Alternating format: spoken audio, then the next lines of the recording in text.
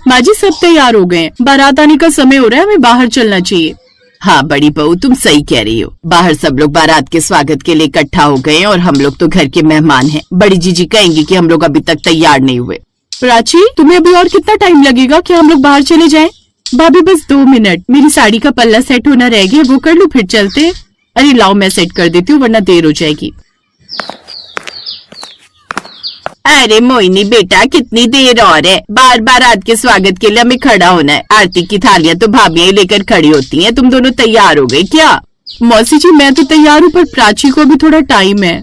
तो एक काम करो बड़ी बहू, प्राची तो बाद में तैयार होकर आ जाएगी। तुम थाली लेकर बारात का स्वागत करो। चलो पुष्पा तुम भी आ जाओ। पर मैं तैयार थी। प्राची, अगर मैं तुम्हारे साथ खड़ी रही ना तो कहीं सब बुरा न मान जाए। कोई बात नहीं, तुम आ जाओ, तब तक मैं थाली लेकर जाती हूँ। मोहिनी आरती की थाली लेकर सास और मौसी सास के साथ बारात के स्वागत के लिए आ जाती है। जब तक प्राची बाहर आई तब तक बारात का स्वागत हो चुका था और सब लोग डांस कर रहे थे। सबने जब प्राची को देखा तो डांस के लिए खींच लिया और प्राची सबके साथ डांस करने में बिजी हो गई। शादी के बाद सब लोग वापस आए तो प्राची ने शादी की फोटोज अपलोड की, जिसमें उसने अपने जेठ, अपने पति और अपनी जेठानी मोहिनी को भी टैग किया। कुछ देर बाद लाइक्स और कॉमेंट आने शुरू हुए तो प्राची की सहेली आंचल का फोन आ गया।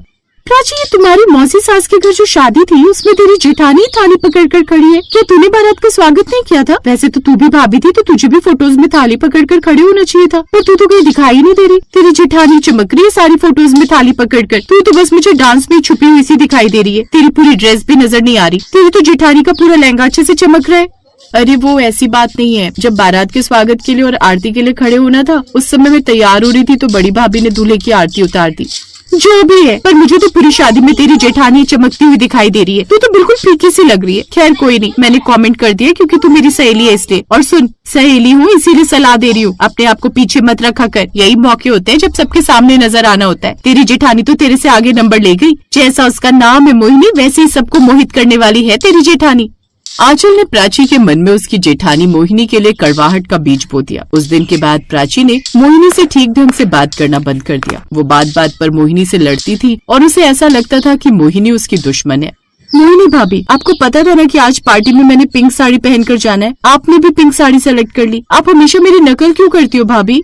तुम मुझे गलत समझ रही हो प्राची, मैंने ऐसा कुछ सोचकर पिंक साड़ी सेलेक्ट नहीं की थी। वो तो माँ जी ने मुझे मेरे जन्मदिन पर पिंक साड़ी दी थी तो मैंने सोचा कि नहीं रखी है तो आज वही पहन लूं। अगर तुम कहती हो तो मैं कोई और रंग पहन लेती हूँ। नहीं, अब आप ही पिंक पहनो, क्योंकि मुझे पता है आप ये जानबूझकर ही कर रही हो। क्योंकि आपको पता है आप अगर माँ जी की दी हुई साड़ी आज पहनोगी तो वो आपकी तारीफों के पुल बांध देगी। आपको तो हमेशा अपने नंबर बनाने होते हैं ना जेठानी जो हो आप, इसलिए। मोहिनी समझ ही नहीं पा रही थी कि आखिर प्राची को हुआ क्या है। जो प्राची हमेशा मेल मिलाप के साथ रहती थी कुछ समय से बदली हुई सी है, हमेशा लड़ने पर उतारू रहती है। अरे मोहिनी, तुम तो आज गुलाबी साड़ी पहनने वाली थी ना, तुमने हरी क्यों पहन ली? माँ जी वो मेरा ना ब्लाउज थोड़ा टाइट हो गया, दर्जी से खुलवाना है, तभी मैंने फिर ये वाली पहन ली। एक सेकंड माँ जी, मोहिनी भाभी झूठ बोल रही हैं। आप सच क्यों नहीं बता देते भाभी कि आप पिंक साड़ी पहनने वाले थे, यानी कि मेरी नकल करने वाले थे? पर मैंने आपको टोक दिया, इसलिए आप मेरे सामने महान बनने के लिए आज पिंक की जगह ग्रीन साड़ी पहन रहे हो।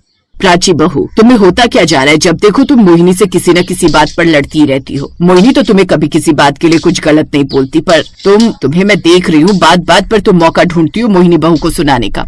छोड़ी ना माँ जी, कोई बात नहीं। प्राची मेरी छोटी बहन जैसी है, मुझे प्राची की किसी बात का बुरा नहीं लगता। मुझे लगता है हमें पार्टी के लिए देरी हो रही है, हमें चलना चाहिए। देखा, फिर आपने अपने नंबर बना लिए। आपकी यही बात मुझे बहुत बुरी लगती है। मैं नहीं जा रही किसी पार्टी वार्टी में। उस दिन प्राची की ये हरकत किसी को भी पसंद नहीं आई। कुछ दिनों बाद करवा चौथ का व्रत आने वाला था। मोहिनी और प्राची भी अपनी सास के साथ त्योहार मनाने की तैयारी कर रही थी। सुनो जी, मैंने अपनी दोनों बहुओं के लिए सुनार से जेवर बनाने के लिए बोल दिया है। आप मुझे पैसे दे दो तो मैं आज ही सुनार के पास जाकर जेवर बनाने का ऑर्डर दे आऊंगी। ठीक है पुष्पा, आज दुकान जाते हुए मैं पैसे देता जाऊंगा। कुछ देर बाद सास पुष्पा ने पैसे अलमारी में रख दिए और बड़ी बहू मोहिनी को कमरे में बुलाया। जब मोहिनी और सास पुष्पा बात कर रहे थे तब प्राची बाहर से उन्हें देख रही थी। अपने स्वभाव की तरह वो फिर से शक करने लगी। माँ जी ने भाभी को आखिर कमरे में क्या कहने के लिए बुलाया होगा? मुझे तो उन्होंने कुछ नहीं कहा। जरूर दाल में कुछ काला है। मुझे तो लगता है माँ जी और मोहिनी भाभी आपस में मिले हुए और मुझसे कुछ छुपा रहे हैं। और फिर करवा चौथ का दिन आया। सास पुष्पा ने दोनों बहुओं को पूजा के बाद अपने पास बुलाया और उन्हें उनके उपहार दिए। मोहिनी बहू, ये तुम्हारे झुमके और प्राची ये तुम्हारा हार। तुम्हारे बाबूजी और मेरी तरफ से तुम दोनों बहुओं के लिए करवा चौथ का उपहार है ये। अरे वाह, तुम दोनों की तो आज लॉटरी लग गई। सही कह रहे हो भैया। अरे आज तुम दोनों को उपहार मिला है, इस खुशी में पार्टी हो जाए। थैंक यू माँ जी, झुमके बहुत सुंदर है। प्राची बहू, तुम्हें हार कैसा लगा? तुम कुछ नहीं कहोगी? हाँ ठीक है। प्राची के चेहरे पर उपहार मिलने की खुशी से ज्यादा उपहार को लेकर शक पैदा हो रहा था। उसने तुरंत अपनी सहेली आंचल को फोन मिलाया। सुन, तुझे शक है उन पर कि उन दोनों के बीच बातों की कोई खिचड़ी पकी थी? इसका तो एक ही रास्ता है। तू एक काम कर, चुपचाप अपनी जेठानी के झुमके और अपना हार, दोनों चीजों का तोल करवाने के लिए किसी दूसरे सुनार के पास चली जा। तुझे पता चल जाएगा कि तेरी सास ने तुम दोनों में कोई फर्क तो नहीं किया। हाँ, ऐसे ही करती हूँ। अगले दिन प्राची ने मोहिनी की अलमारी में से झुमके निकाले और जूलर के पास पहुंची, पर जूलर ने जो उसे कहा उसे सुनकर प्राची हैरान रह गई। बहन जी, ये झुमके चांदी के हैं, सोने के नहीं है। सोने का तो ये हार है, और वो भी बहुत महंगा। हे भगवान, मैंने तो बिना सोचे समझे भाभी पर कितने गलत आरोप लगाए। मैंने तो उनके मन को कितनी बार दुखाया। माँ जी और भाभी तो हमेशा मेरे लिए अच्छा ही चाहती थी, और मैं तो अपनी सहेली आंचल की बातों में आकर उनके खिलाफ जहर उगलने लगी। प्राची भारी मन से घर लौटी। उसने अपनी सास और जेठानी से माफी मांगी। आई एम सॉरी भाभी, मैं अपनी सहेली की बातों में आ गई थी। उसने मुझे आपके खिलाफ भड़का दिया और फिर मेरे मन में आपके लिए धीरे धीरे नफरत पैदा होने लगी। मुझसे बहुत बड़ी गलती हो गई भाभी। मैंने आपके और अपने इतने अच्छे रिश्ते को खराब कर दिया। प्राची, तुम मेरी छोटी बहन जैसी हो। मुझे तुम्हारी कोई भी बात कभी भी दिल पर नहीं लगी। माँ जी, मुझे आपसे भी माफी मांगनी है। मैंने आपका भी दिल दुखाया। प्राची बहू, मोहिनी ने मुझे पहले ही बोल दिया था कि तुम्हारा पहला करवा चौथ है, इसलिए तुम्हें सोने की चीज दूं। पर सोना महंगा था, इसलिए मोहिनी ने चांदी के झुमके ले लिए और कहा कि तुम्हें सोने का हार दूं। हमें खुशी तब होती है जब हमारी दोनों बहुएं एक दूसरे का साथ दे। मोहिनी ने तो हमेशा तुम्हें अपनी छोटी बहन माना है, अब तुम भी उसे अपनी बड़ी बहन मानकर चलो। ये आंचल जैसी सहेलियां सिर्फ तुम्हें भड़काती हैं, पर इससे क्या होता है? घर का सुख चैन बिगड़ता है। हाँ माँ जी, अब कभी ऐसी गलती नहीं करूंगी। मैं वादा करती हूँ कि आगे से कभी किसी की भी बातों में आकर रिश्ते खराब नहीं करूंगी।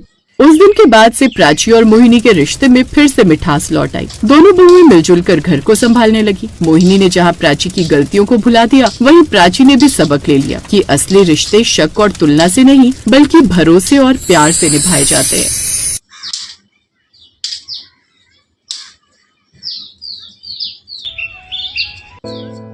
राधा की शादी हुई तो वो बहुत ख्वाहिशों के साथ अपने ससुराल पहुंची, पर राधा की सारी ख्वाहिशें वहीं खत्म हो गई जब उसने अपनी सास सुधा और ननद कमलेश का व्यवहार देखा। उसकी सास और ननद बहुत ही लालची स्वभाव की थीं। जब उन्होंने देखा कि राधा अपने साथ दहेज में कुछ भी नहीं लाई है, तो उन दोनों ने उस पर अत्याचार करने शुरू कर दिए। राधा बहू, नाश्ता कब तक मिल जाएगा? अभी तक तूने रसोई में कुछ भी नहीं बनाया। माँ जी, वो रसोई में नमक का डिब्बा ढूंढ रही थी। पूरी रसोई में कहीं दिखाई नहीं दे रहा, इसीलिए थोड़ी देर हो गई। अरे बहू, बस इतनी सी बात थी, मुझसे पूछ लिया होता। वो देखो, सामने नीले ढक्कन वाले डिब्बे में नमक ही तो है। अच्छा वो, शुक्रिया माँ जी, आपने बता दिया। मैं अभी खाना लेकर आती हूँ। राधा खुशी खुशी बहुत ही स्वादिष्ट खाना तैयार करती है और सबको परोसती है। और जैसे ही सुधा, कमलेश और राधा का पति महेश खाने का निवाला मुंह में डालते हैं, वो तीनों थूक देते हैं। ये क्या माँ, मीठा खाना? इसमें तो इतनी सारी चीनी भरी पड़ी है। भला सब्जी में मीठा कौन डालता है? मीठा नहीं तो मैंने तो नमकीन खाना बनाया, ये मीठा कैसे हो गया? हाँ, ये तो मीठा है। ओह, लगता है बहू ने नमक की जगह चीनी डाल दी है। मैंने तो नमक ही डाला था माँ जी। वो आपने मुझे बताया था ना, नीले ढक्कन वाला डिब्बा जिसमें नमक था।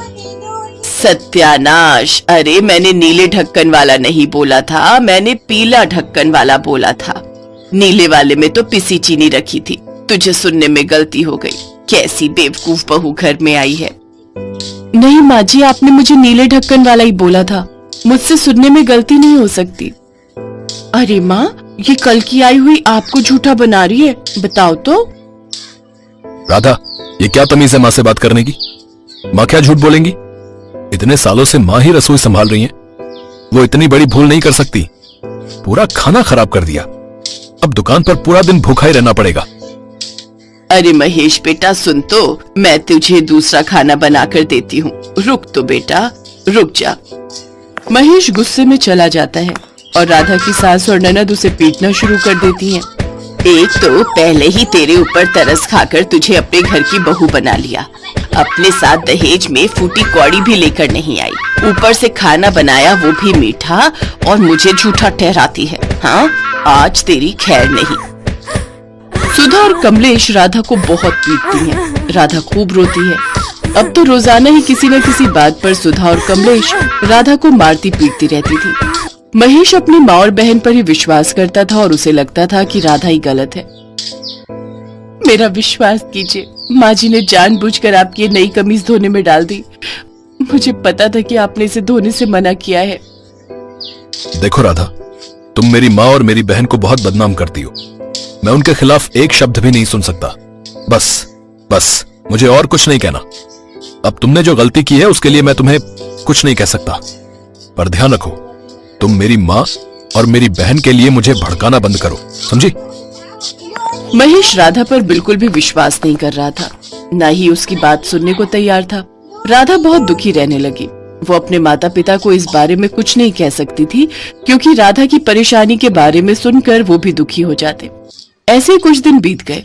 एक दिन महेश की नानी उससे मिलने आई हुई थी, पर महेश उनसे नहीं मिल पाया क्योंकि वो किसी काम से दूसरे शहर गया हुआ था। राधा ने उनकी बहुत सेवा की। नानी से मिलकर राधा बहुत खुश थी, पर राधा ने देखा कि उसकी सास और ननद नानी की बिल्कुल भी परवाह नहीं कर रही हैं। ये देखकर राधा को बहुत हैरानी हुई। राधा बेटी, तुम यही सोच रही हो ना कि सुधा और कमलेश मेरे से बात क्यों नहीं करती हैं? आज मैं इसकी सच्चाई तुम्हें बता ही देती हूँ। सुधा महेश की सौतेली माँ है। मेरी बेटी यानी कि महेश की सगी माँ कमला तो महेश जब 3 साल का था तभी इस दुनिया को छोड़कर चली गई थी। महेश ये बात जानता है, पर बचपन से वो सुधा के साथ रहा, इसीलिए वो सुधा को सगी माँ से भी ज्यादा प्यार करता है और कमलेश को अपनी सगी बहन की तरह ही प्यार दुलार देता है। पर वो ये नहीं जानता कि सुधा और कमलेश उसे सौतेला ही मानती हैं। बाकी तो तुमने शादी के बाद देख ही लिया होगा। मैं जानती हूँ इन्होंने तुम्हें भी नहीं छोड़ा होगा। इन्हें पैसे वाले घर की लड़की बहू बनानी थी। ये दोनों एक नंबर की लालची हैं। नानी जी, मैंने उनसे कई बार इस बारे में बात की है, पर यह है कि मेरी सुनते ही नहीं है। मुझे नहीं समझ में आता कि मैं ऐसा क्या करूं ताकि माँ जी और कमलेश की सच्चाई इनके सामने आ जाए। सुधा और कमलेश बाजार गई हैं। उनके आने से पहले मैं तुम्हें सब समझा देती हूँ, चिंता मत करो। ये देखो, हमारे पूर्वजों का 9 लखा हार है। मेरी सास ने मरते समय मुझे दिया था। शादी के बाद ये हार मैं कमला को देना चाहती थी, पर उसने मुझे कहा कि जब महेश बड़ा होगा तब मैं उसकी बहू को ये हार दूं। कमला और जमाई बाबू तो ये सब देखने के लिए अब इस दुनिया में नहीं है। बेटी, ये 9 लखा हार अब मैं तुम्हें दे रही हूँ। अब बस जैसा जैसा मैं कहती हूँ वैसा ही तुम करना। ये 9 लखा हार भी तुम्हारे पास रहेगा और तुम्हारा पति महेश भी सही हो जाएगा। राधा को सब कुछ समझाकर नानी चली जाती है। महेश वापस लौटता है तो राधा उसे नानी के दिए 9 लखा हार के बारे में बताती है। मैं आपको अभी दिखाती हूँ, बहुत सुंदर हार है। एक काम करते हैं, हम इसे माँ को दे देते हैं। माँ संभाल कर रख लेंगी। मैंने तो माँ को बोला था कि आप रख लो, पर उन्होंने ही मुझे मना कर दिया। बोला कि ये बड़ी जिम्मेदारी वो नहीं संभाल सकती। अच्छा, मैं अभी जाकर पूछता हूँ। लाओ दिखाओ जरा हार। कहाँ गया? अभी तो यही रखा था। अरे, 9 लखा हार कहाँ चला गया? मैंने तो अलमारी में इसी डिब्बे में रखा था। महेश, हार गायब है। माँ, आपने राधा का 9 लखा हार देखा, जिसको रखने की जिम्मेदारी राधा आपको दे रही थी? कौन सा 9 लखा हार? मुझे किसी हार के बारे में नहीं पता। वही हार माँ जी जो नानी माँ मुझे देकर गई हैं। भैया, नानी माँ कौन सा 9 लखा हार देकर गई हैं? हमें तो भाभी ने कुछ नहीं बताया। सुनिए, मैंने माँ जी और ननद जी को हार दिखाया था। मुझे नहीं पता ये दोनों इस बात से क्यों मुकर रही हैं। इतने प्यार से नानी माँ ने वो 9 लखा हार मुझे दिया था।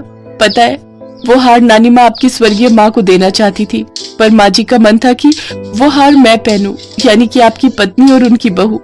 मुझे नहीं समझ आ रहा वो 9 लखा हार कहाँ गया। राधा ये सब जानबूझकर कर रही थी। वो ये बात जानती थी। वो बहाने से रोती रोती सुधा के कमरे तक जाती है और उसकी पलंग पर बैठ जाती है। राधा ने खुद ही सुधा को सबक सिखाने के लिए हार पलंग के गद्दे के नीचे छुपा दिया था। ये क्या छुप रहा है? इसके नीचे तो कुछ है। क्या है? अरे ये तो वही नौलखा हार है जो नानी माँ ने दिया था। सुनिए, ये हार माँ जी के बिस्तर पर है। इसका मतलब माँ जी ने मेरे कमरे से इस हार को चुरा लिया। माँ जी, मैं तो आपके पास खुद ही ये हार लेकर आई थी, फिर आपको इसे चुराने की क्या जरूरत थी? माँ, आपने ऐसा क्यों किया? आपने चोरी की अपने ही घर में? मुझे सच में अपने ही घर में?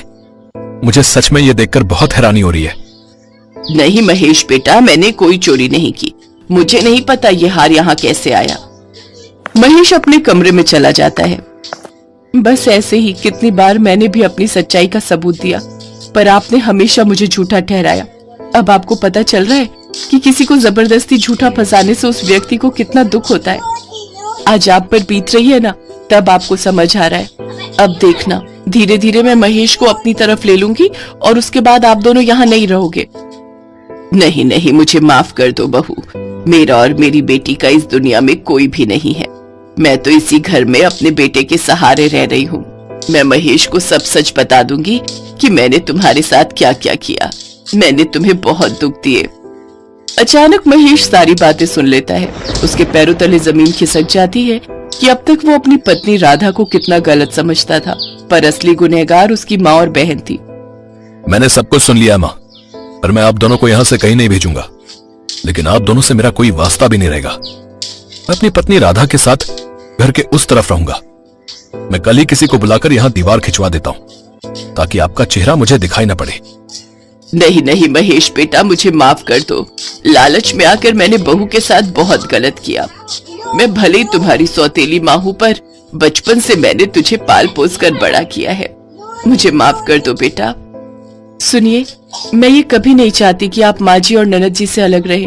मैं तो बस इन्हें इनकी गलती का एहसास दिलाना चाहती थी, और इस सब में नानी माँ ने ही मेरा साथ दिया।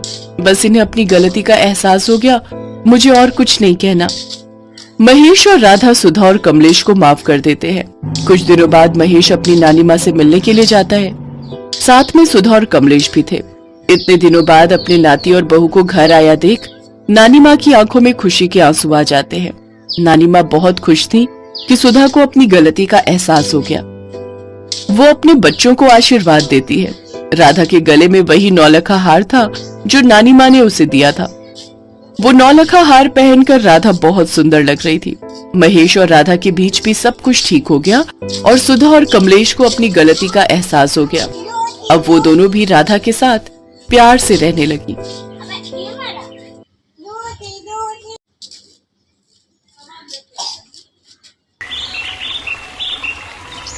रामनिवास जी का खानदान बहुत बड़ा था। 5 बेटियां और 2 बेटे उनके खुद के थे। बाकी उनके अपने सगे 7 भाई बहन भी थे, जिनके भी आगे 5-5, 6-6 बच्चे थे। कुल मिलाकर बहुत बड़ा कुनबा था। रामनिवास जी परिवार में सबसे बड़े थे, इसलिए खानदान में शादी का पहला नंबर उनकी बेटी रोशनी का ही था। खानदान की पहली शादी है तो कोई भी मेहमान छूट न जाए, इसलिए आज वो सबके साथ मेहमानों की लिस्ट बनाने में लगे थे। मैं चाहता हूँ तुम सब एक बार ध्यान से इस लिस्ट को पढ़ लो। हमारे खानदान की पहली शादी होने जा रही है, तो कोई भी मेहमान बुलाना भूल ना जाए। भैया, वो चाचा जी की अमेरिका वाली बेटी को बुलाना है। चाचा जी फिर कहीं ये ना कह दें कि उनकी बेटी को नहीं बुलाया। हाँ भैया, बिंदु दीदी ठीक कह रही है, बुला लेते हैं। ठीक है, तो नाम लिख लो, फिर उसके ससुराल वालों को भी बोलना पड़ेगा। सुनिए, वो भैया के भटिंडा वाले बेटी दामाद को भी बुला लो। फिर अगर चाचा जी के बच्चों को बुला रहे हो, भाभी सबके लिए अदरक वाली चाय बनवा लो जरा। हाँ, रोशनी बना रही है। लाजवंती अब रोशनी से घर के काम करवाने बंद कर दे, पराए घर चली जाएगी कुछ दिनों बाद। पापा, माँ तो मना कर रही थी, पर मेरा मन था मैं बुआ जी और चाचा जी वगैरह के लिए अपने हाथों से चाय बनाऊं। हमारी भतीजी बहुत समझदार हो गई है। ला बिटिया चाय ला। सब मेहमानों की लिस्ट बन जाती है। घर में शादी की तैयारियां शुरू हो जाती हैं। पापा, होटल तो बहुत महंगे पड़ रहे हैं। शादियों का सीजन है तो सारे होटल अपने रेट बढ़ा चुके हैं। करना तो पड़ेगा बेटा, मेहमानों को हम किसी असुविधा में नहीं डाल सकते। कोई बात नहीं, तो होटल के कमरे ही बुक कर दे। जो भी मेहमान आएंगे उन्हें होटल में ही ठहरा देंगे, घर में इतनी जगह नहीं हो पाएगी। रामनिवास जी को पता था कि सारे मेहमान बाहर से आ रहे हैं। सभी को एयर कंडीशनर में रहने की आदत है। गर्मी की शादी है तो सभी मेहमान गर्मी में परेशान ना हो, इसलिए बढ़िया होटल बुक करना ही उन्होंने उस समय ठीक समझा। भैया बहुत महंगे होटल क्यों बुक कर रहे हो? साथ में जो नया घर बना है उसमें कमरे किराए पर ले लेते। कल चाचा जी का फोन आया था, बोल रहे थे कि उनकी बेटी दामाद के साथ बेटी के ससुराल वाले भी आ रहे हैं, तो हम सबके लिए होटल के कमरे ही बुक करें। बाकी कोई नहीं, अब शादी है तो इतना ऊपर नीचे खर्चा हो ही जाता है। पर चाचा जी बाबूजी की जगह है। वैसे तो उन्होंने फट बोल दिया कि कमरे बुक कर दो, पर एक बार भी आकर पूछा कि बेटा रोशनी भी मेरी अपनी पोती की तरह है, वैसे बड़े शरीके बने रहते हैं। कोई बात नहीं लाजवंती भाभी, हमारे खानदान की पहली शादी होने जा रही है, हम तैयारी में कोई कसर थोड़ी छोड़ेंगे। खूब धूमधाम से हम अपनी भतीजी की शादी करेंगे। अपने परिवार वालों की बात सुनकर रामनिवास को थोड़ी हिम्मत मिली। शादी के दिन नजदीक आए तो मेहमानों ने भी आना शुरू कर दिया। चल यही पास में ही है, आप टेंशन मत लो। मैं अभी दक्ष और साहिल से कहता हूँ, वो शिवानी बिटिया और दामाद जी को होटल ले जाएंगे। क्या हरीश भाई साहब की बेटी के लिए होटल बुक किया है? फिर तो हम भी होटल में रुकेंगे। अरे दक्ष बेटा, हमारा भी सामान होटल में रखवा दे। पर कमरे तो। साहिल बेटा कोई बात नहीं, इन सबका सामान भी लेते जाओ। बहन जी आप इनके साथ ही होटल चले जाओ। फिर दोपहर का खाना यहीं बनवाया हुआ है, हलवाई लगा हुआ है यहाँ पर। एक एक करके सारे मेहमान होटल जाने लगे। अब जब मेहमान गए तो नजदीकी रिश्तेदार भी कम थोड़ी थे, वो भी होटल में जाने लग गए। कुछ देर आराम करके मेहमान धर्मशाला पहुँचे। हलवाई गरम गरम खाना बना रहा था। दामाद जी आइए, खाना तैयार है। हाँ बेटा आओ, बस खाना लग ही रहा है। ताऊ जी, रॉकी और इनकी फैमिली ये सब हलवाइयों का बना हुआ तेल घी मिर्च मसालों वाला खाना नहीं खाते हैं। पापा एक काम करते हैं, रॉकी क्यों ना हम होटल से ही कुछ मंगवा लें? हाँ डार्लिंग, ये सब तो अनहाइजेनिक फूड है, मैं और मॉम डैड ये नहीं खा पाएंगे। कोई बात नहीं जी, चलो होटल ही चलो, यहाँ वैसे भी गर्मी है। अमेरिका वाले रिश्तेदारों का कौन सा अपना जेब से पैसे जाना था। होटल में पूरे 4 दिन कुछ न कुछ खाने को वो मंगाते ही रहे। शादी का दिन आया, सभी मेहमान तैयार होकर शादी में जाने की तैयारी कर रहे थे। तभी भटिंडा वाले दामाद परमिंदर और अमेरिका वाले दामाद रॉकी के बीच झगड़ा हो गया। पहले मैं लिफ्ट में जाऊंगा जी, आप कैसे घुसे चले आ रहे हो? मैं रोशनी के मामा का जवाई हूँ। पहले लिफ्ट हमने रोकी थी, इसीलिए पहले हम लिफ्ट में जाएंगे। झगड़ा लगातार बढ़ता ही जा रहा था। दोनों दामादों ने गुस्से में हाथापाई करनी शुरू कर दी, जिससे होटल के सामान को नुकसान पहुंचा। ये गेस्ट किसके हैं जिन्होंने हमारे होटल का इतना नुकसान कर दिया? हम रामनिवास जी के घर की शादी में आए, मेरी कोई गलती नहीं है। ये आदमी बदतमीज है। और बदतमीज किसे बोला भाई? और तेरा बाप होगा बदतमीज, तेरा सारा खानदान बदतमीज। खानदान पर कैसे गए तुम? हाँ, रामनिवास जी को बारात के स्वागत की तैयारियों को छोड़कर रिश्तेदारों की लड़ाई सुलझाने जाना पड़ा। लड़ाई तो सुलझ गई, पर पूरी शादी में सबका मूड खराब रहा। पता नहीं शादी में कैसे मेहमान बुला लिए जिन्हें बात करने की भी तमीज नहीं। पापा, रॉकी और उनके पेरेंट्स आज ही अमेरिका वापस जाना चाहते हैं। उनके यहाँ बहुत इंसल्ट हुई है। शीतल बिटिया, थोड़ी देर में रोशनी की जयमाला शुरू होने वाली है। अब इस समय मुझे लगता है तुम उन्हें समझाओ कि अपने गुस्से को भूल जाएं। हमारे खानदान की पहली शादी है, भगवान के लिए ये शादी ठीक से संपन्न हो जाने दो। रामप्रसाद ने नाराज रिश्तेदारों के आगे हाथ जोड़े। उसी समय रोशनी जयमाला के लिए आ रही थी। वो गुस्से में आ जाती है। बाबूजी, ये क्या कर रहे हैं आप? इनके सामने हाथ क्यों जोड़ रहे हैं? इन्हें जब हमारी इज्जत की परवाह नहीं तो हम क्यों करें? जिसे जाना है जाने दीजिए। इन सब के जाने से मेरी शादी नहीं रुकेगी। बस एक बात का अफसोस रहेगा कि रिश्तेदार शादी के समय सपोर्ट करते हैं, पर ऐसे रिश्तेदार किस काम की जो कमियां निकाले, सामने वाले की मजबूरी को ना समझे। इनमें से किसी एक ने भी आगे बढ़कर कोई हेल्प नहीं की। हाँ, खाने में कमियां जरूर निकाली हैं। हाँ, अगर ये शादी आपकी खुद की बहन या बेटी की होती तो आप ऐसा कभी नहीं करते। ये शादी हमारे घर है ना, तो आप सबको क्या ही फर्क पड़ेगा। रोशनी की आंखों में आंसू आ जाते हैं। कमियां निकालने और झगड़ा करने वाले रिश्तेदारों के सिर शर्म से झुक जाते हैं। सबको अपनी हरकत का पछतावा था। उसके बाद शादी की रात रोशनी की तरफ के रिश्तेदारों ने लड़के वालों की जो खातिरदारी की, उससे बाराती बहुत खुश हुए। रॉकी जी, रोटियां गरम बनवा लेते, ये ठंडी होगी है। नो टेंशन परमिंदर जी, मैंने मैनेजर को बोल दिया बारातियों के लिए खाना गर्म ही रहना चाहिए। वैसे सॉरी परमिंदर जी, मैंने आपको कुछ ज्यादा ही बोल दिया था। तो मैंने भी तो आपसे गलत तरीके से बात की थी। सॉरी जी, सॉरी तो मुझे भी कहना चाहिए। लाजवंती, आज लग रहा है हमारे खानदान की पहली शादी है। देखो तो हमारा इतना बड़ा खानदान है, सभी एकजुट होकर मेहमानों की कितनी खातिरदारी कर रहे हैं। हाँ, मैं भी यही देख रही हूँ। सुनो, परमिंदर और रॉकी को देखकर लगता है इन दोनों के बीच की लड़ाई खत्म हो गई है।